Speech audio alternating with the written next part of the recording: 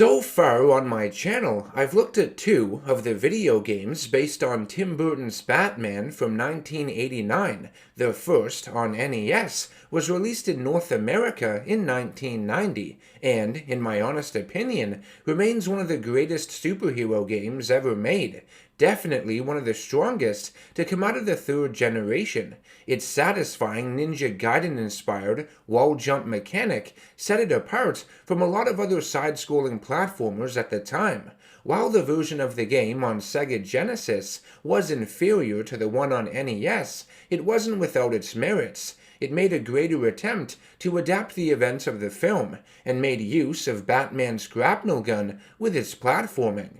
The third and final game based on the 1989 movie I want to look at is the one released for arcades in 1990. It was developed by New Mega Team and published by Atari Games, and was the first ever arcade game based on the Batman character. It's mainly a side-scrolling beat-em-up and platformer, but does make use of a few first-person driving stages as well. The combat is very limited, with Batman's punches and kicks, changing depending on how long you press the attack button down, or if you double tap it, for example.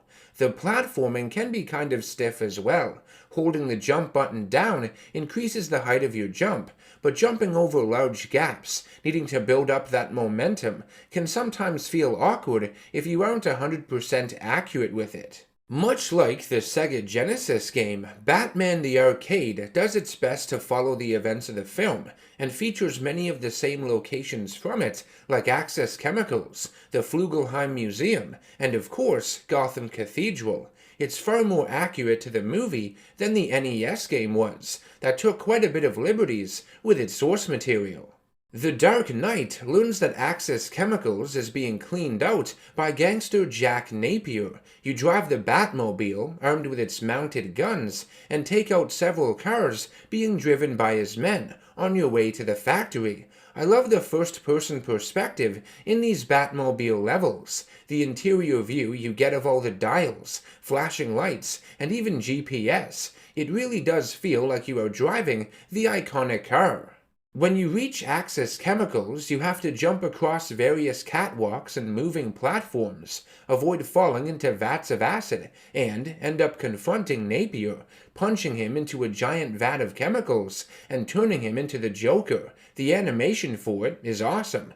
The evil clown would go after photographer Vicky Vale, and you're forced to save her at the museum. You dodge floating balloons and Joker jack-in-the-boxes that shoot at you. Some of Joker's men even tear through paintings on the walls. I guess they were hiding behind them within hidden compartments? Really weird. After another Batmobile section, this time against Joker's thugs in their purple and green cars, Batman finds himself outside Gotham City Hall. The Joker has spray-painted a message, "Can't catch me," with arrows pointing upwards which you follow, climbing up the sides of various buildings and fire escapes, before being led back down to street level, in front of the Monarch Theater, where Bruce Wayne's parents had been murdered all those years ago. Is this the game's attempt at telling the player Joker was the one responsible for killing them, like in the movie? Maybe.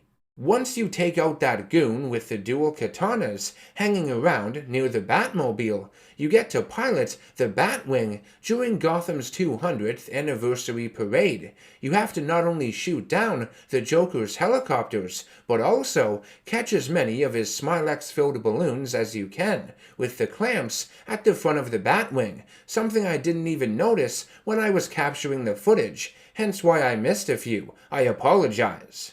You then make your way up the cathedral, its many stairs and platforms. There's this cool section with you dodging several bells the Joker dislodges. How many can one church have?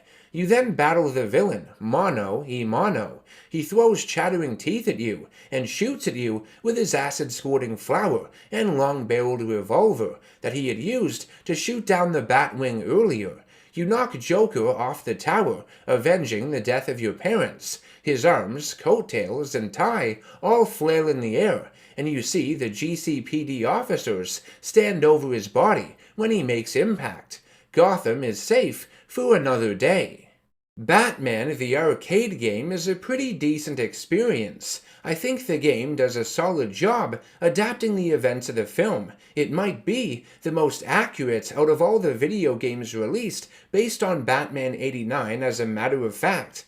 The main combat and platforming sections aren't anything to really sneeze at. Even back then, when the game first came out, I don't think its gameplay would have been all that impressive compared to some of the other games in the arcades and on home consoles. But the first-person vehicle stages are definitely a standout. If there was one reason to play this game, it'd be for the driving stages. They're a lot of fun, provide an interesting perspective, and are fairly immersive.